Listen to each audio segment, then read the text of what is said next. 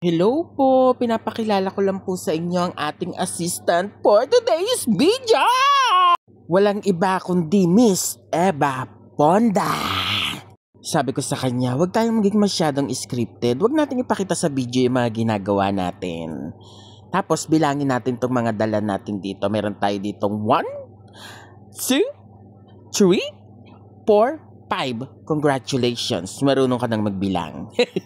Isang araw sa buhay ng isang sexing makeup artist. For today's video ay syempre susunduin muna natin ang ating nakuwang dahil siya ang ating hairstylist for today's video. At agad-agad sinimulan niya na agad ang pagbubuhok at ako naman ay nag-curl agad ng lash ng ating client. Dahil nagmamadali tayo for today's video. Charot lang. Sadya lang nakalimutan ng ating assistant mag-video-video. Ang ganap nga pala ng ating mga clients ay civil wedding. So si ma'am, yung una nating inayusan, siya yung overall coordinator at siya rin yung kapatid ng ikakasal.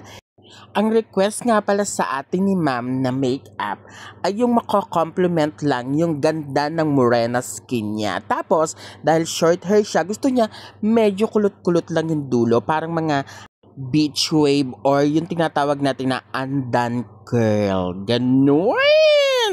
Nakikipagtsikahan ako dito kay ma'am at sabi ko ipalo niya ako sa aking reels. Ang kanyang husband pala ay from Australia, with a silver lining and a cup of tea. Ganun yung mga salit-salita dun sa Australia. Kaya mahirap ang English nila. English ba yung tawag doon or slang? Kasi yung tawag nila sa friend ay, "Hi mate," basta ganun. Mama, Alpha, Tango, Echo. Yun na yun. O siya, wag na nating intindihin yun. Kasi ang alam ko lang naman sa Australia ay koala. Tsaka yung nagsusuntukan na kangaroo. At baka maging Discovery Channel pa tong ating vlog for today's video dahil ang Australia ay isang country na nasa continent din. Ganon? With the Tasmanian tiger na sad to say wala na sa Earth. Sana yung mga kurakot sa gobyerno ang mawala. Charing lang po, hindi yun. Balik na tayo dito sa makeup. Ayan, details lang tayo. And si baby girl nga pala ang nag-book sa atin. Thank you so much, Chloe! At napakabilis! Pack up na agad dahil ang atin pong service for today's video ay makeup and go. Ganon, go, go, go! Pares on the go. Yan ang peg ng ating lamesa. Yan, sobrang bigat niyang ating lamesa kaya pangarap ko talagang makabili ng sasakyan. Ang sabi nga, kung mangangarap ka, taas-taasan mo. Kaya kapag nakabili talaga ako ng sasakyan, babalikan ko tong bidyong to.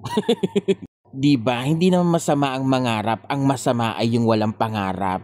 Kaya tingnan nyo, kahit pagod na kami, ang saya-saya lang namin. Pero bakit parang galit ang pimple ng aking anak? Yung pimple ang galit. Tapos dito, ang nipis-nipis ko dito, tingnan nyo. Ang nipis-nipis. Tama pa para yan eh. Tama, para. Parang ang liit-liit ko doon sa pagkapara ko. At syempre naman, pagkatapos nating mapagod ay deserve natin ang merienda. So kaya nagpunta muna kami dito sa plaza ng Pila para kumain. Dahil deserve ng aming mga tummy ang mabusog. Thank you so much for watching. Be happy everyone!